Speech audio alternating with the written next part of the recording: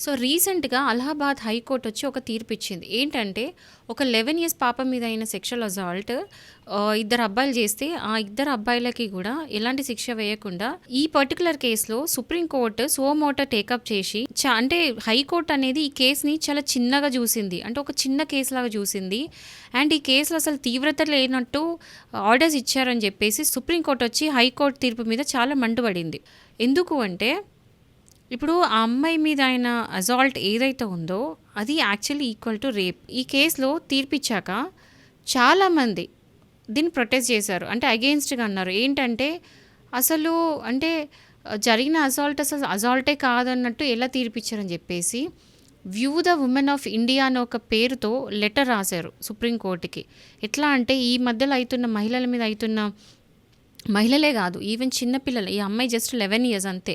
So 11 years పాప మీద జరిగిన అసాల్టే కానట్టు అలాంటి ఆర్డర్స్ ఇవ్వడం ఏంటి అని చెప్పేసి అందరూ అంటే దేశవ్యాప్తంగా చాలామంది దీనికి అగెయిన్స్ట్‌గా లెటర్ అనేది రాశారు. సో ఈ ఇన్సిడెంట్లు ఏంటంటే విమెన్ని అంటే ఆడవాళ్ళని ఇంకా కూడా అభద్రత గురి చేస్తున్న తీర్పులాగా ఉందని చెప్పేసి చాలామంది అబ్జెక్ట్ చేసినారు. సో ఇందులో ప్రధాన న్యాయమూర్తి అంటే సుప్రీంకోర్టు ప్రధాన న్యాయమూర్తి సంజీవ్ ఖన్నా గారు ఈ కేసుని సుమోటో తీసుకొని ఈ హైకోర్టు ఏదైతే కేసు ఉందో అది రివర్స్ చేసి తీర్పిచ్చారు. అంటే ఈ కేసు ఒక రేప్ కేసు కిందనే కన్సిడర్ చేయాలి. ఎందుకు అంటే అక్కడ ఇన్వాల్వ్ అయింది ఒక 11 ఇయర్స్ పాప అండ్ ఆమె మీద సెక్షువల్ అసాల్ట్ అయ్యే ఛాన్స్ కూడా ఉండింది. బట్ అక్కడ ఆ అమ్మాయి ఆ పాప అక్కడ వెళ్ళినప్పుడు ఆమె అరుపులు విని చుట్టుపక్కల అందరూ వచ్చి ఆమెను కాపాడినారు. సో ఈ ఇన్సిడెంట్ కనుక ఒకవేళ చుట్టుపక్కల వచ్చి కాపాడి ఉండకపోతే అక్కడ అయ్యేది అదే. సో ఈ ఈ ఈ రేపుకి ఎలాంటి శిక్ష పడుతుందో అలాంటి శిక్షనే పడాలని చెప్పేసి సుప్రీంకోర్టు తీర్పిచ్చింది.